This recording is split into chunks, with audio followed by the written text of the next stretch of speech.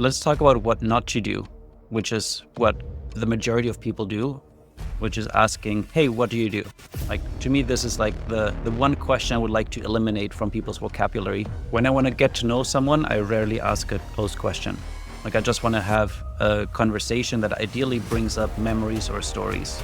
In my mind, when somebody says the word icebreaker, I imagine the leader, the facilitator walking into a room where everybody's frozen in ice, they can't move, and the leader's pulling out this huge sledgehammer. I like to call it ice melting rather than ice breaking, is because melting the ice is a gradual process. From the city of Peaky Blinders, Birmingham, England, I would like to introduce you to Paddy Danda. As the world becomes more automated and the robots take over, it's imperative that we build the right human skills for the future. So pull up a chair, grab a samosa or two, and make yourself very uncomfortable.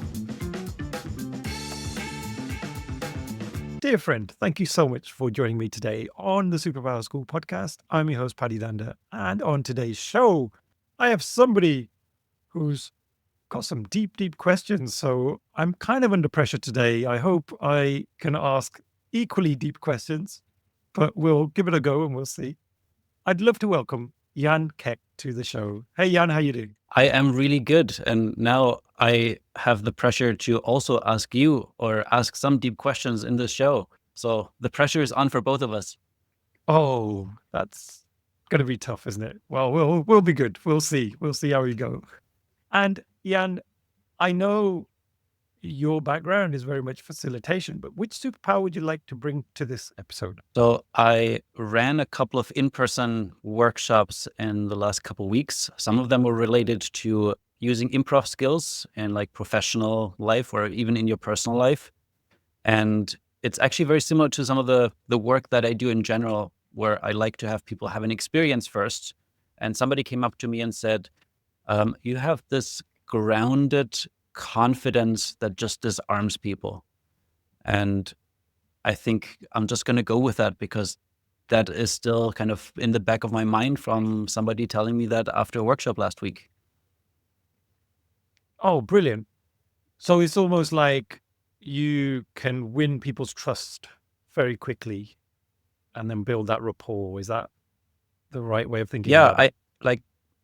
Where I want to go with a group is usually outside of people's comfort zone. If that is through the activities that we do, the conversations that we're having, and people having to share something, or not having to, but being invited to explore vulnerable topics and stories, you just need to get them to that point as quickly as possible. And I've somehow figured out, either by the way I am personally, but also some specific things that I do, to ease people into those types of moments. And Jan, I know you've got quite a deep story, origin story. We were talking just off air about how you lived in Canada for a long time and now you're in Germany now? Back in Germany where I grew up.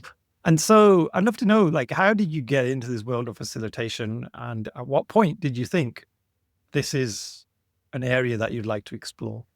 For anybody who's been leading groups in one way or another, I think there's a time where you just do it. And then there's a transition where like, oh, people call that facilitating. And for me, the longest time, I just loved being a camp counselor when I was a teenager. I loved organizing experiences for people. I loved attending events and experiences. And it wasn't until way, way later, I want to say, like maybe in the last 6-7 years, where I discovered that that's actually a field that people, like there's education around it, there's courses around it, people teach it to others. And I think that's also where I started to find out, hey, there's something about the way I would run a workshop that seems to really resonate with people. Maybe there's something I can teach. And that's how I started then also teaching some facilitation skills. And now I am kind of in this world. Never ever thought that I would end up here, because also I didn't know it existed when I started out. And what sort of workshops do you facilitate?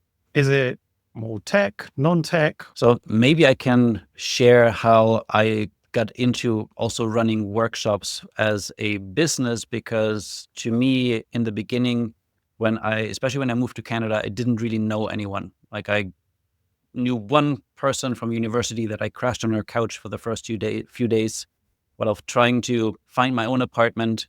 I was doing an internship with a documentary film production company because I thought I'm going to be a documentary filmmaker. But um, it was probably like 5, 6 years after I had moved and then met my wife and decided to stay, where I had this epiphany moment at a weekend retreat around goal setting, where people come together and we set goals for the whole year, where I felt this deep sense of belonging to the people that I've literally just met 2 days before. And I just could not explain how I connected with these people so quickly. Whereas the week before, I probably went to 2 or 3 networking events and only walked out with a stack of business cards and didn't remember a single person. So something about that event and how it was facilitated kind of really changed my trajectory. Like to me, there's a before that retreat and my life after that retreat, because afterwards I went to try to re-engineer what were the elements that were present. And one of the things was people showed up with similar values. Like we all were interested in like personal development, goal setting, those types of topics. But the second and the really important thing is we were vulnerable together. Like everybody did something outside of their comfort zone, if that was actually part of an activity that we did, or just having a conversation that seems to be something you normally don't talk about. And I've had lots of those conversations on that weekend and then decided, okay, I need to do more of that. And the third part that was part of that experience was it was up north in Canada, or not that far up north, like a couple of hours north of Toronto, but far enough that I didn't have phone receptions. And I turned off my cell phone and all technology was like gone for the whole weekend. So there's no distractions. We could just focus on the conversations we were having.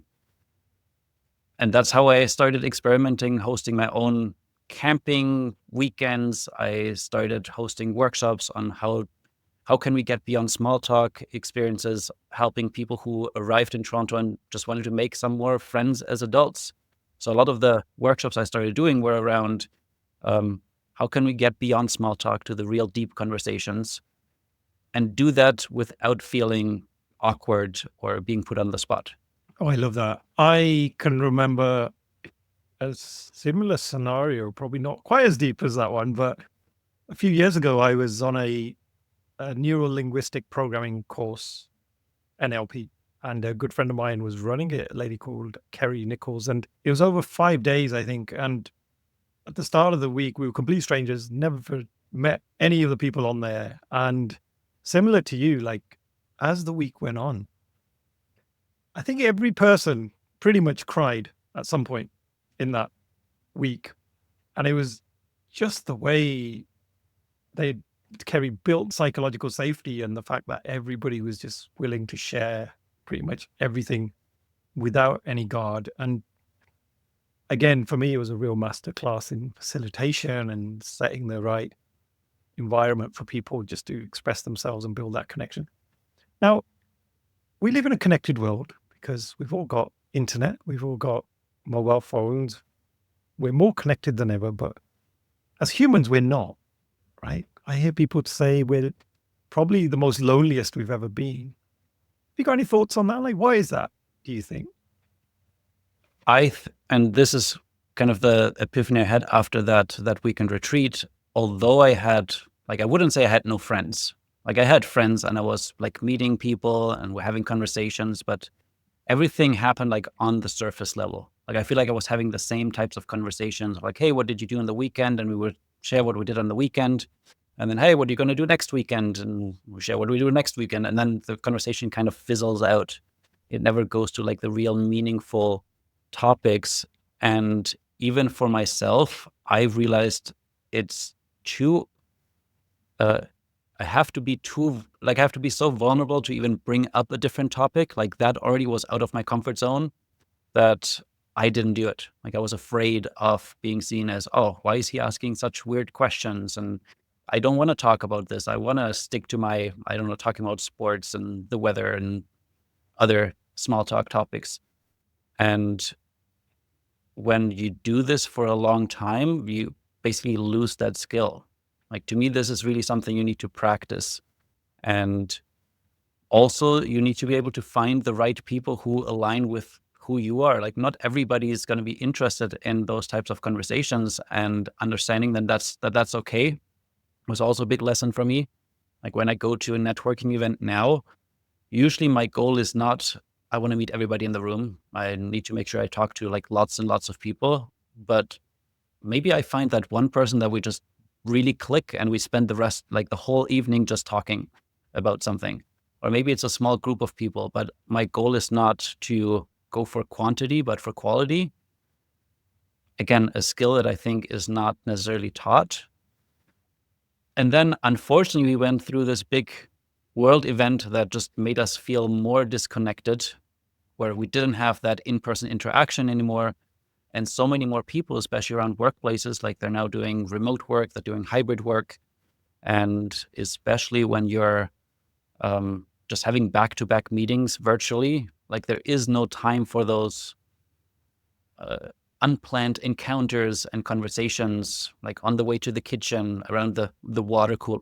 I don't really know how many offices actually have conversations around the water cooler anytime I think about it, but you get what I mean, right? It's those conversations where maybe you go for lunch with your coworkers and you talk about something else than business, but virtually it's like, no, the meeting starts at 8 and it finishes at 9, and then you have meetings. Okay, it's noon, everybody go for lunch. Hour later, everybody's back for the next meeting. There's no real time for it. And only few organizations that I talk to actually design experiences that help people connect. Because if you don't design it virtually, then it's just not going to happen. And again, we're not getting that practice, and it's not that easy for people to be open and vulnerable if you haven't built that connection and trust with someone. And you mentioned there's some organizations almost design this approach to enable connection. Could you give us an example of that? I mean, the best thing, especially if it's a remote company, is to find a reason for people to meet in person, at least maybe once a year or once every 2 years, depending on how distributed the team is. But I was working with one organization last summer, and they have a physical office where maybe 2/3 of the people work, but then there's a bunch of people who work remotely in like Italy and France and Spain. And some of them have never been to the office. They've never met their coworkers in person. And whenever you can get people together in the same room, there's a certain magic that happens that then will translate once you go back to the remote work environment. Like you can work, or you can move the relationships up much faster that way. So I would say the more you can make that a thing that is worth the investment, not all the time, but at least maybe once a year, it will keep you going. Like it will charge people's energy, this social energy up that gets you through at least a couple of months. And I'd love to explore the small talk side of things, because as you mentioned there, a lot of people go to conferences, they use those experiences to network with people. And I'm always looking for new ideas of how you approach somebody to have that initial conversation. And I know you don't use the word icebreaker. So could you tell us a bit more about some of your hints and tips of how you can start that conversation initially? Yeah. I mean, let's talk about what not to do, which is what the majority of people do, which is asking, hey, what do you do? Like, to me, this is like the one question I would like to eliminate from people's vocabulary. At least, let's say in the first 10 minutes of talking to someone. Like if you can get 10 minutes without asking that question, so you actually get to know the human first before you get to know them through their profession, then that's a huge win. Because aside from, like, I do lots of networking events with people who run their own businesses and entrepreneurs. And usually that's a group that loves what they do because they chose that, right, on purpose. But anywhere else, this might be people who don't like their job, and you're now putting them on the spot talking about something that they don't enjoy. And the more we can find questions that light people up when they share, and then kind of follow that path, the more likely we also get to find things we have in common. Ideally, again, we're not going to have things in common with everyone, but if I ask you a question that lights you up, and I kind of with each question I can direct it more, we might end up at a place where we both find our commonalities, where we connect on a deeper level. One thing that I actually do as an activity in my events is called the human search engine game, where one person gets to search the other person's collection of memories and experiences by typing a keyword into the search engine.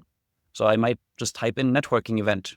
What comes up? Okay, first thought when I hear networking event, like association, is maybe, oh, I went to this event last week and I met some people who traveled from Colombia.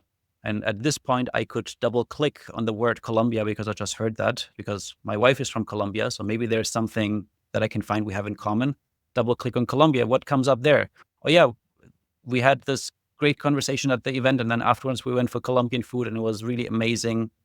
Oh, food. What if I double click on food? What would come up then? And in a way, that's what I'm doing without calling it the human search engine game. I'm just looking for what lights people up and then ask a follow-up question about that. With each question, you go a little bit further. And yeah, that's like one strategy that I would apply. I love that one, by the way, Jan. I might even steal that one. So I will let you know how it goes and attribute it to you for sure. And then we talked about going a little bit deeper, right? So I'm guessing if that's going well and the person's really opening up, they're lighting up, they're sharing more and more, how do you then make that transition into that more deeper mode of questioning? And what's your thoughts on open-ended questions versus closed? And when do you use either? When I want to get to know someone, I rarely ask a closed question. Like I just want to have a conversation that ideally brings up memories or stories. I feel like that's how we connect as humans the most, is if we can find, the stories, things that people experienced, or maybe things that they want to create. One of my, I'm going to share with you one of my favorite questions to also ask at the beginning. But first, because you're not always the person who asks the first question, I want to share what to respond if somebody asks you, hey, what do you do? And you feel like, I don't want to answer that yet. Because I actually went to a networking event a couple of years ago. That was before I started working with organizations. And I was pretty new to the whole like HR world and industry. And a friend of mine wanted me to tag along. And he said, I'm going to introduce you to some people. They really need kind of what you're doing. And he ended up getting snowed in and didn't show up. But I was already at the event. So I said, you know what? I'm still going to go. But I don't want to talk about what I do because I couldn't really describe it well enough at that point in time. So when anybody asked me, hey, what do you do? I said, actually, I'm doing like a small talk detox right now. Do you mind if I ask you a different question? Everybody said, sure. Like nobody was like, no, I really want to know. And most of the time at one point we did touch on that topic again, but also with some people we didn't, and that was totally okay. But my question that I then ask people is, I want you to imagine that it's 1 year from today, like travel in the future, and we're meeting again with a bottle of champagne, with something to cheers. And I would love to know what's something that you're going to celebrate that you've accomplished in that year. And having people think about what those things are from, I ran this half marathon that I'm training on right now. And my daughter graduated high school, or finally that big project is done that we're working on in the organization. All of those things, people had a choice between going, is this something like a personal direction? Is this like business, professional direction? And they had the choice. And whenever people have the choice over how they answer, they're usually more likely to choose a honest and authentic answer to it. And we had some great conversations, including one person that we started this conversation waiting for food at the buffet, ended up sitting next to each other, chatted for like the whole evening, and at the end said, what would be funny if we actually met like 1 year from today? Let's put in our calendar right now and order a bottle of champagne and celebrate. And we pulled out our phones, we put a event in our calendars. And then I said something that I later regretted, but in retrospect, I think it was hilarious, which I said, wouldn't it be funny if we didn't talk for a whole year? And then we're not sure if the other person would show up, and we would have to trust that just on this one interaction, we will not be stood up. And we both said this would be a hilarious, funny idea. And we did not reach out. I did not send, hey, are we still on for next week or next month? Did not communicate at all.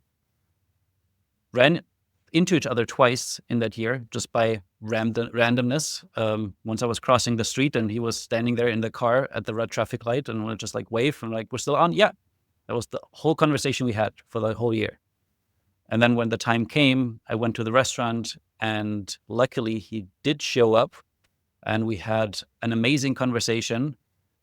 Completely forgot what we said we were going to celebrate. So if I gave some tips on if you were planning to do this in your calendar invite, write down the things that you were going to celebrate so you can check, did you actually do it?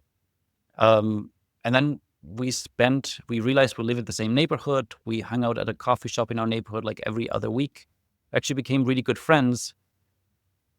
And if I think of what's a lesson from there, well, it was that one conversation that kind of started our relationship that lasted for a whole year without us talking, where we still remembered so much about it compared to all of the other conversations where I don't remember even after I leave the event and I go home. So the questions really matter, and the conversations, if they're deeper, they also create these lasting memories with people. That got me to remember a point from last week. I was running a weekly catch up with the team, and I thought I'd do things a little bit differently.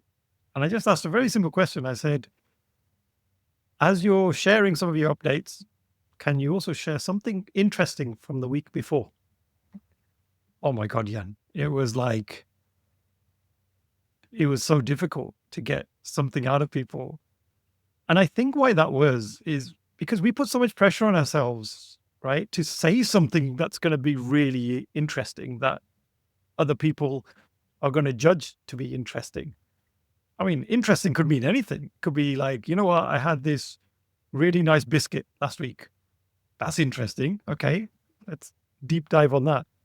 But it's almost like they're putting so much pressure on themselves to go, whoa, I can't think of anything interesting that I did, right? Because they almost have this competition then that, oh, well, that person said that, I've got to make mine even better. You're 100% right. Like it becomes Yeah. competitive very quickly in like, especially in a group scenario of people who already know each other. Yeah. How can you combat that then? Is that a right or bad question then to ask someone, tell me something interesting? I have two immediate thoughts. One is I would not put people on the spot in the moment for a question like that. I might give them a heads up a day before, like, hey, tomorrow have like one interesting thing that happened to you ready to share. Because there's something that happens when people have to think about something like that on the spot is, number one, you stop listening to everybody else's. You're in your head, and like we want people to connect with each other. Like that's the goal, right, of the activity. But if then we force them to not really listen to each other, then that's kind of the opposite result that happens. And the second thing is when you ask about something interesting, like you said, it automatically people go into this, I have to come up with the most interesting. If it's not more interesting than the last thing that was said, then people are going to make fun of me. Like there's no, it's tricky if it's not a group that is really supportive and has all of this trust. And like you mentioned psychological safety before, then that's where that becomes a little bit awkward. So maybe a different question could be, what's something really uninteresting that happened to you last week? And kind of lower the bar. And maybe it is, I don't know. I'm trying to think of like an interesting fact from me. We finished all the laundry for like half an hour before we put new clothes in the basket. I know it's not super interesting, and I think people can relate to that. But it still shared something. I'm not sure how much like people are really going to learn about each other that way. But at least the pressure is lower. And maybe the third tip I would give is whatever the first thing that is shared will set the tone for everybody else. So if the first person says, "Oh, I ran into Brad Pitt on the street," like, wow, how am I going to top that? Then the pressure is really on, and people are struggling to find anything to compete with that. And the fact that you revealed something about yourself, I think that's really important, right? You mentioned there about the laundry, because then someone might say, "Oh, yeah, do you do the laundry?" And then you might say, "Well, only sometimes," or blah, blah, blah. But it's now starting to generate that conversation, and it can actually get people to talk. I really like the fact that it's the bar you set, right? And sometimes we do it without even thinking. I think this is where leaders can really learn a lot, because you often see these really high powered leaders. They'll come into a meeting and they'll be like, "Right, everybody, I want you to do this or share this." And they have no idea that the impact of that statement on other people. So leaders, go on facilitation courses with Jan. You'll learn a lot. And Jan, I've heard you talk a lot about icebreakers. So what's your problem with icebreakers? Tell us more. Yeah. Well, with the example that you just shared, there were like 3 little things that like this could have been described as an icebreaker. But more so, I started having this very strong visual whenever I hear the word icebreaker now, because the truth is, a lot of groups, when you say, "Hey, we're going to do an icebreaker," people start to cringe, they start to groan, like, "Oh, no, not again," because they've had a bad experience with one of these activities that aren't necessarily bad. But in my mind, when somebody says the word icebreaker, I imagine the leader, the facilitator walking into a room where everybody's frozen in ice, they can't move, and the leader's pulling out this huge sledgehammer. And they're like, "Okay, I'm going to free you all from the ice that we're all frozen in." And they start like smacking on the ice and not really worrying if some people might get hurt, and some people are still frozen in the back. To me, that's what an icebreaker does. It is usually aimed at people who are maybe more extroverted, who love activities like this. And there's always a few people who are like, "Yes, I totally ready for something fun and different." But then there's the other group, and I would actually put myself in that group for most of my life as the quiet people, like the ones that might not be ready to share something in front of the group because maybe speaking in front of the group is uncomfortable. Maybe they just need more time to process when they get a question before they have an answer ready and they're willing to share. And especially if it's a group of strangers, we need to give them time to build that trust and connection before they're really opening up. And what we want the icebreaker to do is actually going to have that effect. And one of the reasons why I like to call it ice melting rather than ice breaking is because melting the ice is a gradual process. It takes a bit more time, but it is not as abrupt and violent and disruptive as coming in with a sledgehammer. And for me, like melting the ice is with a fire. And the reason, if anybody's watching the video, I have a campfire sparkling or burning behind me, is that the same thing with the way you start a fire is you can't expect a fire to start from just like lighting a big log. You need to start with your tinder, your paper, something that burns really easily, then add your little sticks, add your larger sticks, your kindling, and at the end you can put that big log on the fire and actually will create a big, nice campfire. But most of the time we just go for, we have to do this one icebreaker and that's going to solve all the problems. People will be connected, they'll be engaged, they'll be ready for everything else. And then we completely switch topics and we do the actual meeting. So it is, yeah, I think often something completely random and unrelated to why people are here, which is the other, or maybe the last reason that I'll share, because I'm going on a little bit of a rant here, is that often people complain about icebreakers because they feel like, why do I have to do this silly game? What does that have to do with this workshop that we're doing, this meeting that we're having? And it's actually very easy to come up with an activity that is related to the topic, that eases people in and helps them connect with each other and builds that trust and safety. And sometimes it's not just one activity, it's like a bunch of little things that add up to creating this. Because I think it's a bit naive to think that in like 5-10 minutes we can achieve all of these goals that you have for this one activity. Often it takes. I think you're the first person to talk about icebreakers and ice melters in that way. And I mean, I've heard you talk before on it, and I love the concept.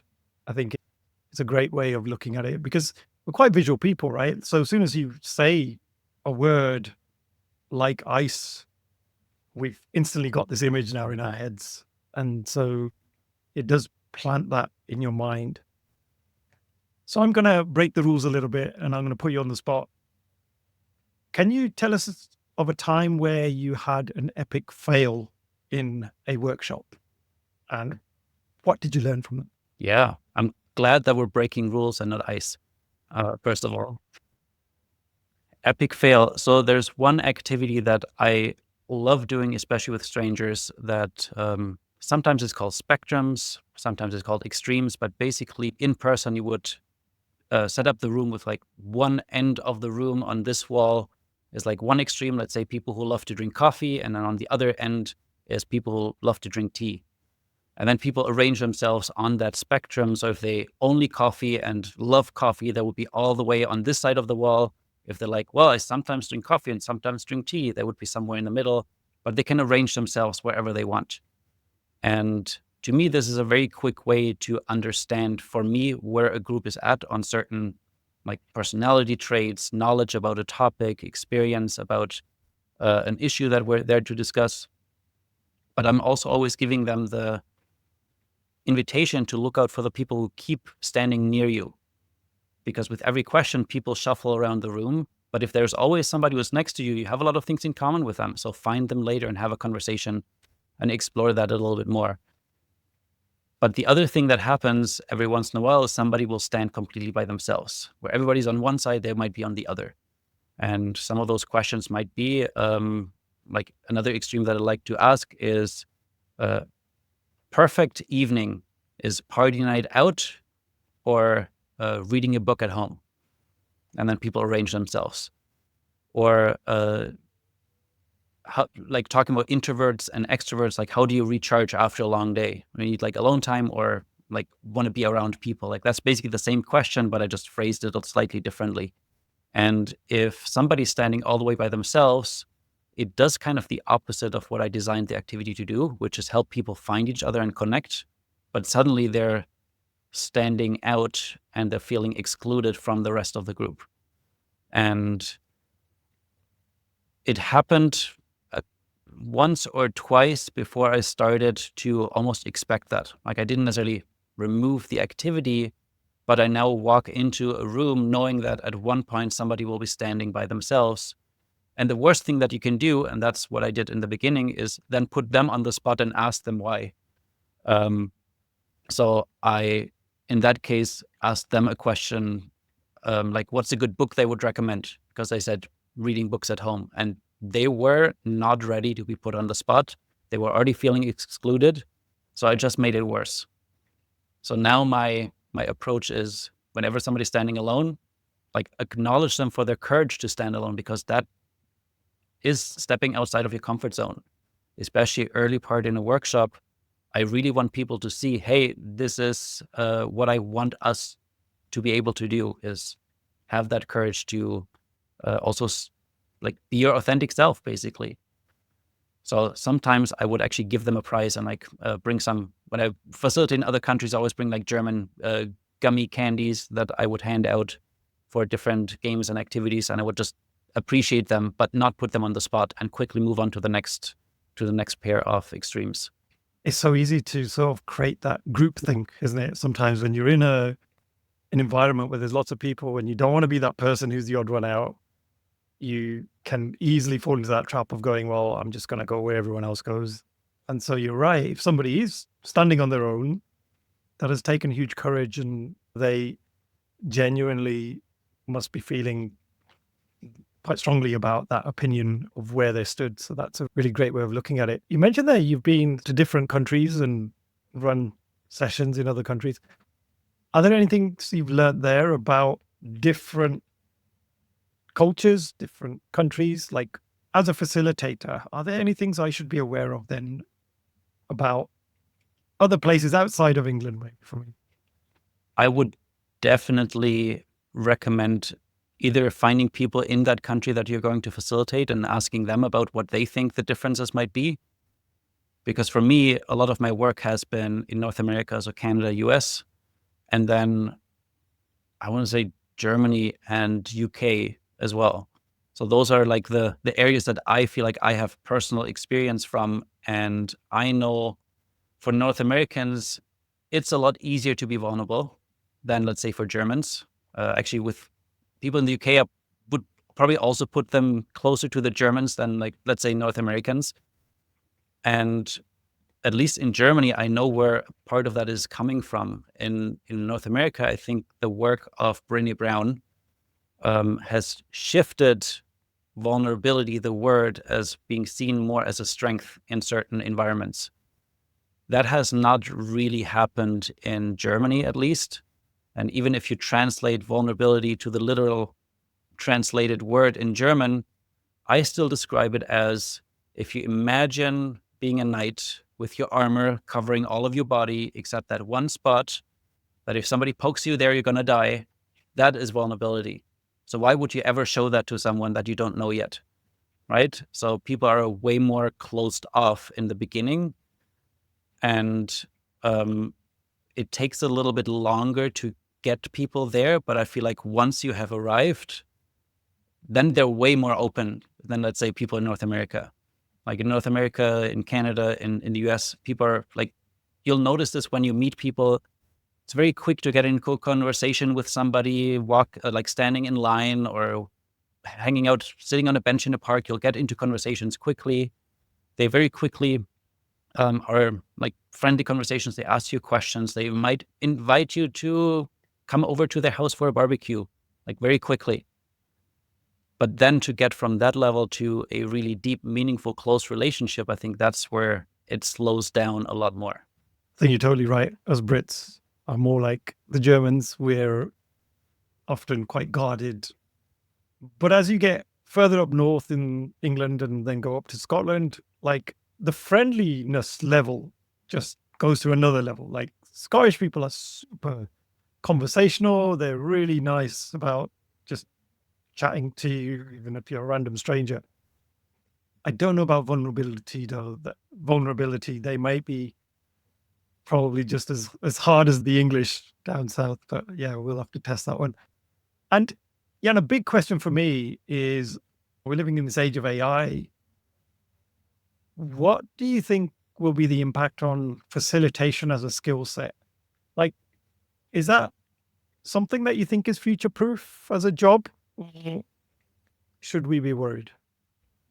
I think anybody who's not already using AI when you're facilitating or like preparing a session, or even like looking at the results of the session, analyzing the data, then I think you're going to be in trouble, because more and more people are using it. And it's, even for myself, saving me a lot of time. And sometimes just using, let's say, ChatGPT as a brainstorming partner or a way to practice role play scenarios. I don't think I could have found those like that support before as quickly. But when you're in a room with a group, I think that's where AI will not be able to like replace the skills that you have, that are about reading the room, about adjusting for the team dynamics, about hearing the tone of somebody's voice and then adjusting what you're going to do, or just this intuitive sense of reading the room and then changing. Like, let's take a break. I feel like everybody feeling a little bit of stuck right now. Let's take a quick break, do an energizer, whatever you need to do to adapt. Like this improvising in the moment, the people who do it really well can do that for a group, and they can shift around all of the content and pieces without them ever knowing that you skipped something or that you changed plans. They just trust you to lead them. And I think that's some of the things that AI won't be able to replace. It's really interesting. Just last night, I was having a chat with my good friend ChatGPT, and I asked it, if AI got like 1,000 times more powerful and more intelligent, describe how the world will be with AI being that intelligent, but then from the angle of facilitation. And it's quite interesting what it said. It was like, it was convinced we don't need facilitators anymore. And it was very much telling me AI will facilitate and it will do all this kind of stuff. And it was just a bit scary that it's telling me that. And I was like, no, don't say that. But anyway, hopefully not. Hopefully Yeah, I'm just imagining a conflict in a group. Like, how would Mm. AI be able to handle that? Yes, it can maybe come up with phrases to use and activities that could be done, but are people willing to trust an AI facilitator enough that we're actually going to do it? Absolutely. Yeah. Imagine when the AI says, let's do an icebreaker, and then everybody will walk out the room. But yeah, we'll leave that one there. Jan, we're fast approaching time, so I'm going to ask you one of my favorite questions as we end the show. If you could have any superpower to abolish something in the world of work, something that really knocks you, what would that be? And if we did it for 24 hours, we'll run a little test. I'm very tempted to say icebreakers, but I feel like I already did that rant earlier. So I'm going to pick something different, which is the phrase in virtual meetings, let's just wait until everybody's here. I would love to remove that phrase from people's vocabulary and have them think about how they start a session that sets up the session for engagement and rewards people for showing up on time rather than penalizing them for showing up on time, and just giving everyone this chance to multitask right at the beginning. Because whenever you do that, you're going to have such a hard time to get people's attention back. And it's such an easy, like, people are there, they're ready. So why do we have to wait for somebody else? Yes, there's some information that is you don't want to share until everybody, like the majority of people, are here, because otherwise you'll be repeating yourself. But I started implementing different activities and just asking a question, getting into the group knowledge to start a conversation about the topic that we're there to discuss. So it's not like it's this random thing, not like a random icebreaker, but maybe like when you hear, like, what's maybe a topic of a session, if it is around like a leadership training around giving feedback. Maybe the question could be, when your boss tells you, I have some feedback for you, how do you feel? Share like a couple of feeling words and we'll create like a word cloud. Just get people start thinking, engaging with the content. And it's developing as more people come in, more words get added, some words get larger, some words get smaller. We can comment on it, we can discuss it. And then when everybody's there, like, they've been engaging the whole time, they've not been multitasking, replying to emails, because once you start opening up the door for people like replying to emails in those first few minutes, how are you going to get them back when they're right in the middle of it? They're not going to be paying attention.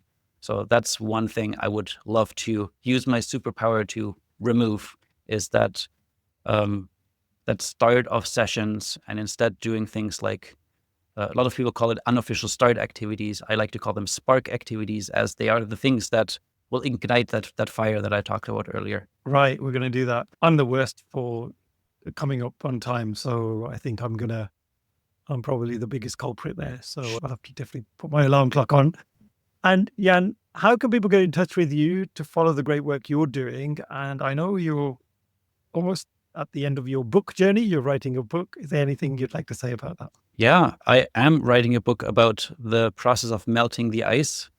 And that's also something that I share about in my newsletter every Monday. I'm like very proud that for the last, I want to say 20 months or something like that, I've been sending an email every week, which I never thought I would be able to commit for something for that long.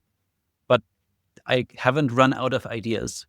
And one of the reasons why I actually sent this weekly email out is because I want to test some of the content for the book. I want to get feedback. I want to make sure that it's relevant to people and it's not this whole idea that I have in my head that once I then put it out is like, oh, that's nobody thinks about these things except you. And then it's irrelevant. So there's lots of chances for people to give feedback on the book. And if you want to subscribe, it's icemeltersbook.com. And once you go there, that also brings you to my website and all of the other things that I create and offer. Oh, fantastic. And I have to say, again, we were talking about this just before we kicked off. It's an amazing newsletter. I love it. I'm always looking forward to it. It really is like you talking as if we're having a conversation. That's what I love about it. There's some connection built within the newsletter, which is kind of ironic, but I don't know if you did that with purpose, but it certainly feels that way. I can share the one secret for anybody who's writing newsletters. You can personalize it, right? Like most newsletters start with like, hey, Jan, if you're not already using that, highly recommend that you start using that at the beginning of the email. But I try to use it like 2 to 3 times within the email, where within a sentence, I just keep mentioning people's names, mostly because I picked that up from somebody else's newsletter that I love, Marsha Shandur from Yes, Yes, Marsha. She sends out newsletters about storytelling. She does that. And every time I read it, I'm like, she's speaking directly to me. And that's exactly the feeling that I want people to have when they're reading mine.